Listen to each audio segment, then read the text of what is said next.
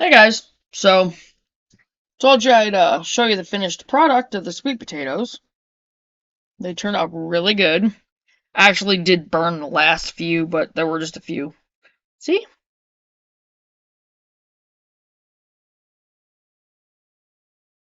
They turned out really good. And they're so yummy, I can't hardly stop eating them. Anyway, so as you can see, I put my sweatshirt jacket back on. I've just been looking through my pins, because I don't think I'm going to do every single one of them on my beekeeping section. Because I don't want to keep, repeating the same information. I want to bore everyone to death. I just did decide to do this one, though, because this has information in it that I haven't even really heard of. This one is called Encouraging Bees to Make Honeycomb. So I'm going to go ahead and read this one and get this one out there, because this has a lot of different information in it. When a beekeeper sets up a new hive, a lot of care is taken to help get them off to a good start. A major goal is getting bees to make honeycomb as fast as possible. A lot of factors are involved in the rate of wax building for any colony. Can you help hurry the job along? Sometimes, yes. How do bees make honeycomb? It is rather amazing to consider that the interior of most honeybee colonies begins as an empty space. In nature, bees build their own wax honeycomb inside the hollow trees, etc. Young worker bees make wax with the 8 wax glands on the underside of their abdomens, but they must consume a lot of honey in order to produce wax. The glands produce tiny flakes of wax called wax scales. These are joined together to shape the wax into many hexagonal cells. Bees use their mouth parts, mandibles, bees don't have teeth, to chew and shape each piece. Each unit begins as a round circle. As round circle shapes because the workers use body heat to form the cell. The finished cells will be in a hexagonal pattern. Honeybee colonies make beehives with hexagon shapes because that is the most efficient way to get many cells in a limited space. This requires less wax to get the job completed. The triple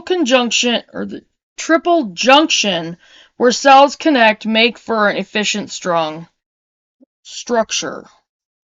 Getting all tangled up there. In managed hives, beekeepers normally provide wooden frames with foundation, wax, or plastic. These serve as a guide to help the bees build their honeycomb straight. However, even with the aid of a foundation, the colony still must construct a lot of comb and thousands of individual cells. This takes weeks or months of hard labor by colony members. What is drawn comb? Let's look at just a bit of beekeeping terminology here. The word is drawn comb, sometimes called pulled comb or drawn out comb. This is not the same as a drone bee. Drones are the male bees in the colony. Drawn comb is used to describe frames in a beehive that are filled with full sheets of honeycomb. Sorry about the glare. I have something in the oven, so I can't have my computer where I had it. Except for perhaps adding a wax capping, the bees are finished preparing this frame and cells are ready to use. Drawn comb is valuable both to the hive and the beekeeper. It represents a lot of energy and resources and gives a new colony a big boost in setting up a home. The first season's work is especially challenging for new colonies. These hives often begin with nothing. If you have a few frames of drawn-out comb to give them, it is a big bonus. Why bees produce honeycomb? When we look into the specifics of what is honeycomb and its construction, you can better appreciate the amazing talent of these insects.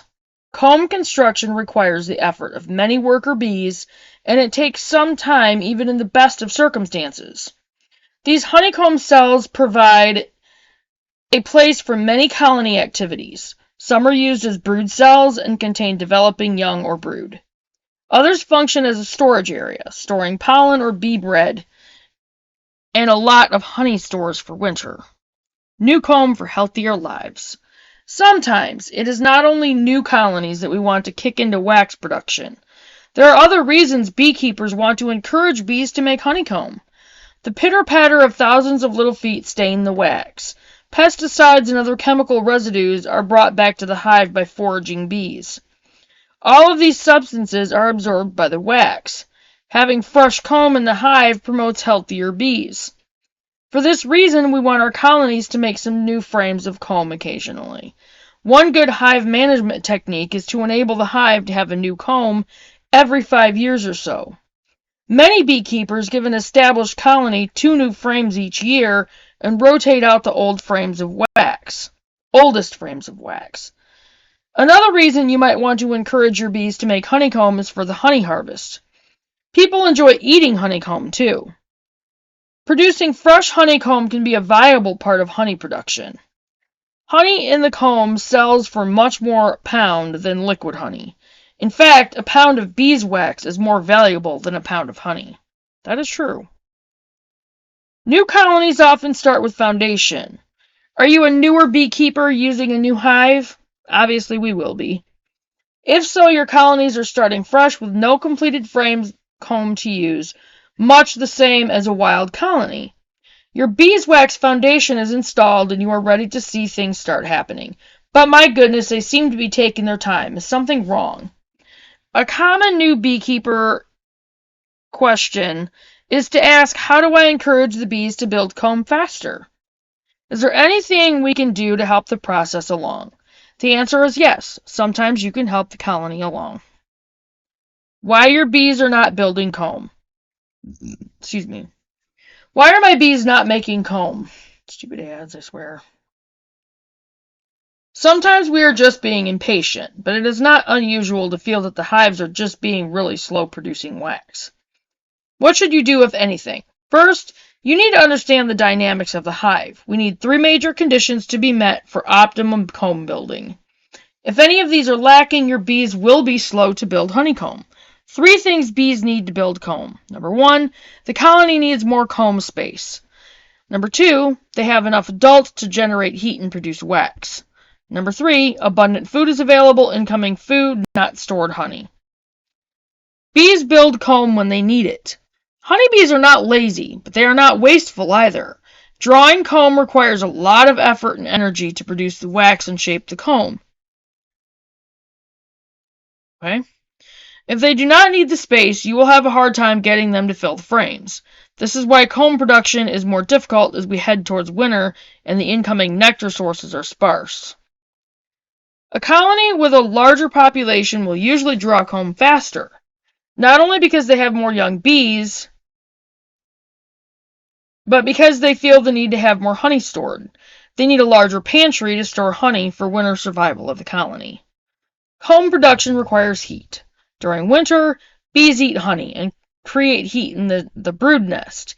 In this way, they are able to keep the brood nest at the desired temperature range, and protect themselves from freezing. Bees also need warm temperatures to work beeswax. An optimal 95 degrees Fahrenheit is good for molding beeswax scales to form comb. If the outside temperatures are very cool or cold, it will be much more difficult for the bees to build comb. They may not even think the effort is worth it. Cold temperatures outside will mean that less food is being brought inside. The young workers are the best wax producers. They hang in chains near the construction area. We call this festooning behavior. And even if we are not always sure why it happens, it is really amazing to see. It requires a lot of food. Bees must consume large quantities of food in order to stimulate the wax glands. Honey is metabolized in fat cells to produce wax. Stored honey does not have the same effect on wax productions. Most beekeepers agree that it is the incoming fresh nectar or 1-to-1 sugar water feeding that encourages the colony. All of these conditions must be met for optimal comb building. The colony must have a need for more space, have warm enough temperatures to work wax, and have abundant food coming into the hive. Strategies to promote comb building. We have to work with the natural tendencies of our bees. However, there are some things we can do to give our colonies the resources they need to make honeycomb faster. When practiced in the early or mid-season, they may be successful in your apiary, A-P-I-A-R-Y. Feed colonies. Stupid ads. While we all understand that plant nectar, or honey, is the very best food for bees, most beekeepers will feed bees at some time. This is a perfectly acceptable practice and is not intended to replace natural food. In many regions of the country, new hives benefit greatly from supplemental feeding. If you are in a region with a short summer, feeding bees sugar water may help that new colony get off to a better start. Hive splits, or bee swarms, may also be fed depending on the time of the year and available nature nectar. Both of these small bee families are beginning from scratch and need to produce a lot of wax. This is especially true for the late season swarm. Survival of the swarm is doubtful. They have a lot of work to do. But extra feeding can tip the odds in their favor, especially if you live in the region with a long fall season. Sugar-water ratio for wax production. Feeding bees, 1-to-1 sugar water, equal parts of cane sugar and water, stimulates wax production. This strength of sugar water is most similar to plant nectar. It has a different effect on the bees than stored honey. But wait, if a honey flow is on, we don't have to worry about feeding, right? Not on hives with honey supers on. We don't want to contaminate our honey crop. But for new colonies, that's a different thing. If you have a feeder on the hive, the bees can eat 24/7. Hungry bees can feed inside the hive on rainy days, windy days, cool days, and at night. Be prepared to feed an ample amount because just a jar or two will not do. Think in terms of gallons, not quarts. Choose a larger feeder or use several jars at one time. Good population, young adults. In a honeybee colony, the majority of the population is made up of female worker bees. Most of the honeycomb in your hive will be built by bees that are between 10 and 18 days old. What if you have lost a brood cycle because of queen problems, etc., and there are a few young bees in the hive? Young adults are the best wax producers, but workers of any age can make beeswax. The older bees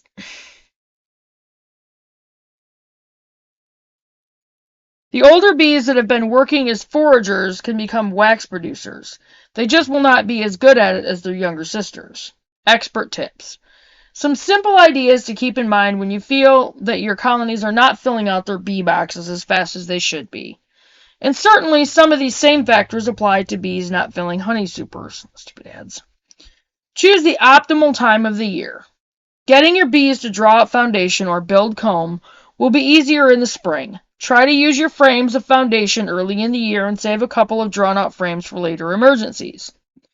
In my experience, it is much more difficult to encourage honeybees to build comb after the 1st of July. If I need frames built out, I push to get that done before midsummer. That's good information to have. Baiting bees up to a new box. If you have a colony that seems reluctant to move up into a new box, you may try baiting up. You take a frame full of honeycomb out of the bee's super and exchange it with a frame that has a new foundation. This can encourage the bees to move up into the next box. No harm in doing this. However, keep in mind, if you treated for mites with that frame in the bee's section of the box, you may not want to consume it. Beekeepers that use this method should go back in a few weeks and switch them back. Use swarms to produce comb. If you catch a honeybee swarm, that is a great opportunity to get a new comb. The workers in the swarm are ready to build comb for their new home. They leave the hive with wax glands primed and ready to go. Once swarms get started drawing comb, they will often continue as long as you feed them. This may be an opportunity to get a few frames drawn out for later use. Sometimes we beekeepers think our colonies should be building comb when they seem reluctant to do so. At times, a colony will build comb very fast. Other times, it seems to take forever. We beekeepers love our bees and want to do everything we can to help. It is important to remember that we manage the bees, but we do not control them. Beeswax is important to the colony, and we like it too. If you have excess beeswax after honey harvest, it can be used for many fun beeswax projects. This is another reason to help the bees along in their honeycomb making endeavor. How fast do bees make honeycomb? The amount of time it takes a colony to produce a frame of honeycomb is impossible to calculate. There are too many variables involved. A very strong colony with plenty of food and young workers can draw out a shallow super in a week to 10 days. Does using a queen excluder stop comb building? A queen excluder is a screen, usually made of wire, that is used to keep the queen out of the honey collection supers. She cannot pass through the grid. Beekeepers can argue for days on end about queen excluders. Are they a good thing or the worst thing ever? Some beekeepers feel that using an excluder slows down comb construction. I will say that in all of my years keeping bees, I have only had one colony that did not want to go through the excluder. All of the other colonies have gone through with no problem. Will bees build comb on an empty frame? Yes, bees will build honeycomb in empty frames, but unless you use a small strip of foundation as a starter strip, they may not build it inside the frame as you wish. How to get bees to build comb on plastic foundation. Many beekeepers brush a light coat of beeswax on plastic foundation prior to placing them in the hive. This practice, along with a good feeding plan, helps encourage comb drawing. And that is it. Didn't take as long as I thought I was going to. I just felt there was a lot of good information in there, and definitely one I'm going to be writing out.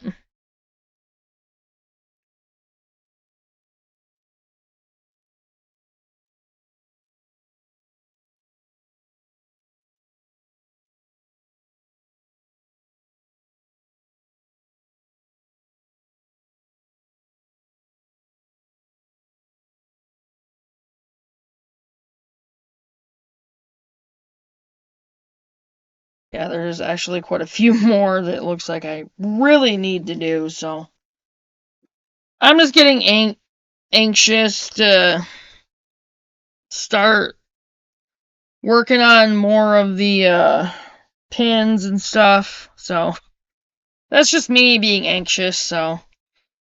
But I hope you guys get a lot of information out of these, and if you have any questions, put them in the comments. Like and share the videos. I can't stress enough, please share the videos. Share them with your friends, share them on your social media platforms, homesteaders, share them. Share the videos.